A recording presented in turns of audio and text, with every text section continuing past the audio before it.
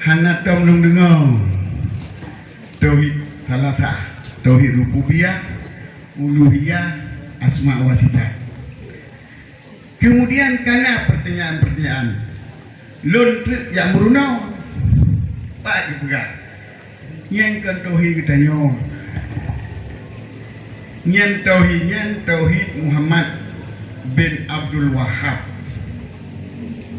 yang gicok daripada pembahagian haba Ibnu Taimiyah wadah gepegah li Ibnu Taimiyah urang tawasul tabaruk pak kubu kafe musyrik. Jadi bagi di tauhid katanya bagi le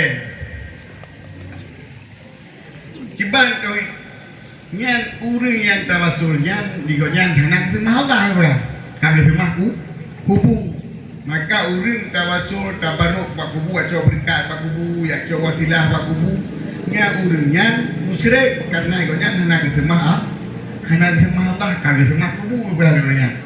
Maka bagi orangnya walaupun mengakui Allah sebagai yang penciptanya, Allah sebagai pokoknya, Allah sebagai yang memiliki seluruh alam, Maliki Yaumiddin, yang memiliki hari kiamat, igonya karena tauhid uluhiyah, tapi karena tauhid rububiyah, tetapi hanya tauhid uluhiyah dan terang jadi makhluk kubu.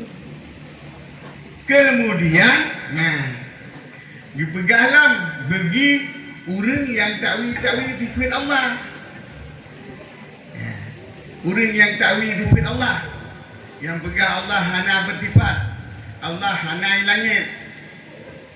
Sebab sifat Allah kan dipegah gerai banyak di langit, dipegah legap, dipegah tu Allah hana langit. Yang orangnya kan penapi sifat Allah.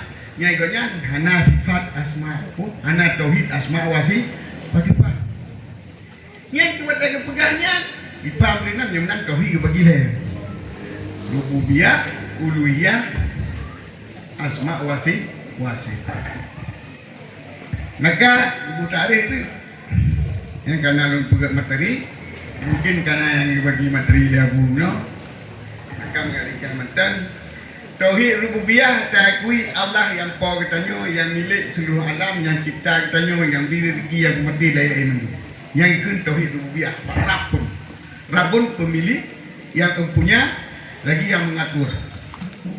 Yang rububiyah itu berarti hana lain. Tak sabar yang aku tanya. Tauhid asma wa sifat adalah tak tersebut ubena sifat yang diberah kedua oleh Allah. Menyohana tak tersebut berarti dia hana tauhid asma wa sifat. Yang kelima tauhid uluhiyah. Nyo adalah kamu doa, kamu lakai betul ba Allah. Nyo nam doa lakai ba lain. Nyo kahana tauhid. Kahana tauhid syirik.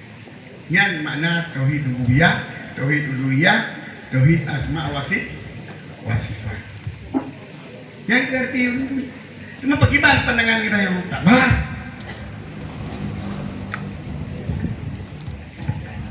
Nah, memang betul. Yohana tahu tu yang penjit nak penijir bayangkan Allah, nak penijir pulih pada doktor. Kita yang kafir, kita yang murtad, kita yang syirik. Nak putra babu, nak pulih gah bayi, nak petutung babui. Nyo kita nyo syirik. Betul. Jadi saya kait ikut, hana pulih gah babu, hana pulih gah tepat, jadinya nak tauhid uluhiyah, nak tauhid rububiyah. Tetapi bila kita nyo hana takui istiwa ba Allah, hana takui nuzul ba Allah, turun ba Allah, hana takui sifat dengan sifat kedua oleh Allah, nyo nak syirik pun nak syirik. Nyo menyalah pandang kita nyo kena nak syirik. Yang berarti kita nyo hana beriman kepada kita Allah. Kita nyo gugur iman tabo. Sebab pun yang kaki sebut kedua oleh Allah, nyo adalah harus kami iman. Allah na istiwa kami iman. Allah na turun kami iman. Allah na jaruh kami iman. Kami iman gempu. Kami iman lagi na sifat yang dipegang di Allah. Kan kabuh mana sifat Allah. Kan kabuh mana sifat Allah. Jadi orang yang dipegang menyohana tamu iman dengan sifat turun lagi turun kita nyaw. Lagi turun kata boleh kita nyaw.